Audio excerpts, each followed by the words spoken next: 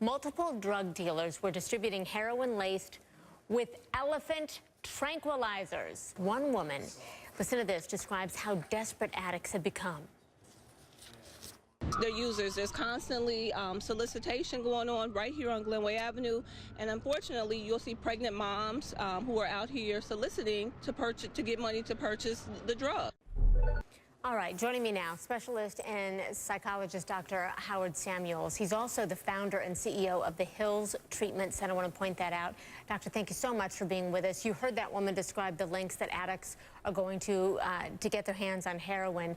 As a teen, I understand you were addicted to heroin as well. Help us understand how it controls your life.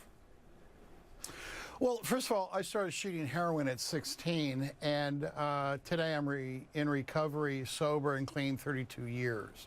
And you have to have an understanding is that when you're addicted to heroin, it is, and when you start to go through withdrawals, it is the most horrific feeling that your body could go through. You feel sick. You feel like every second lasts for an hour. And that's why addicts will do anything in order to get that drug, in order to get high or even straight. Because when you're dope sick, it's just horrific feeling and you don't want to deal with that anymore as an addict. Oh my gosh. I want to read to you something that Hamilton County Task Force Director Tom Sinan told CNN.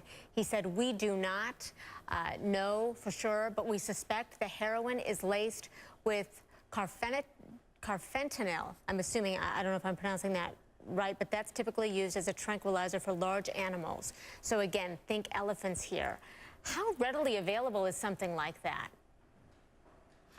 Well, that's a very good question. I mean, I think that, you know, the people that cut the heroin, what they want to do is they want to cut it with another drug that makes the heroin or the mixture even more potent in order so that way when that drug hits the street, everybody wants it. Now, I'll tell you something, is that when I was shooting heroin on the streets of New York, and when we heard a certain brand of heroin, people were ODing and dying from that heroin, I must tell you, we wanted that brand of heroin.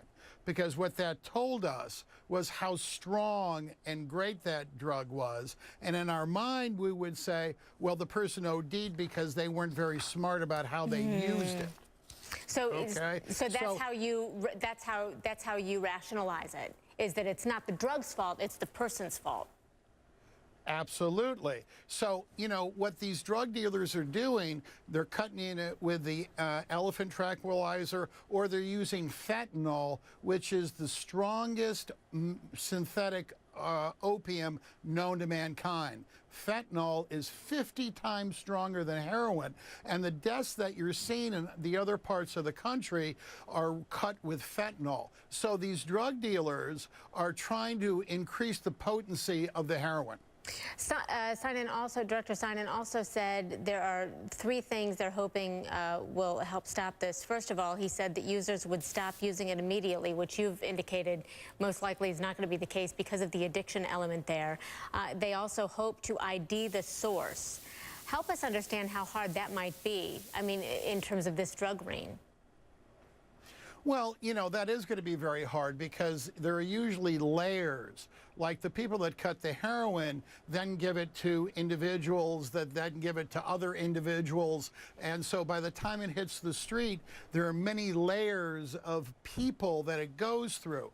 So it's going to take quite an investigation to get to the top layer, which are the people that are actually cutting the heroin. And they may not even been cutting it in Ohio. It may be coming from outside of Ohio.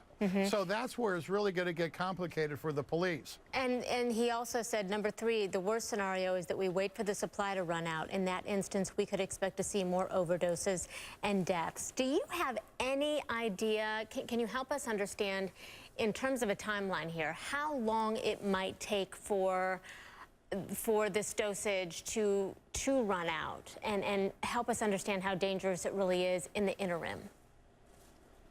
Well, first of all, you don't know how much is out there.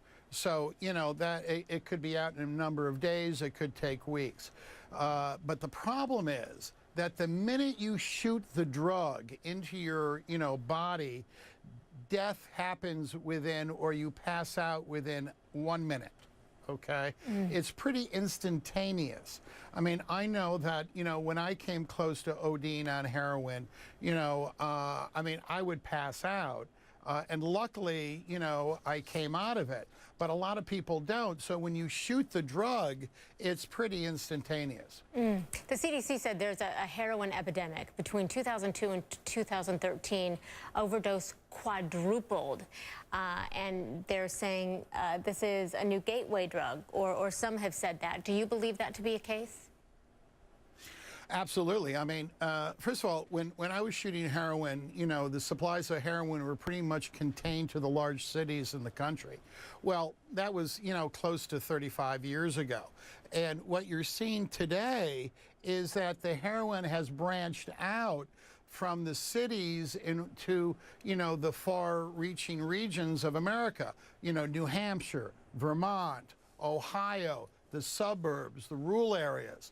And so it just shows that heroin has become much more of a mainstream drug these days, and how dangerous this is. I mean, there is such an epidemic.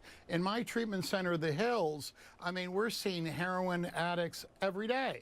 Okay, from all corners, walk of life. No matter how rich you are, no matter how poor you are, everybody that is involved in the drug scene has access to heroin and is becoming more addicted to it. My gosh, Dr. Samuels, we appreciate so much your insight and your thoughts on this, because it's something that we really need to be paying attention to. Thank you, sir.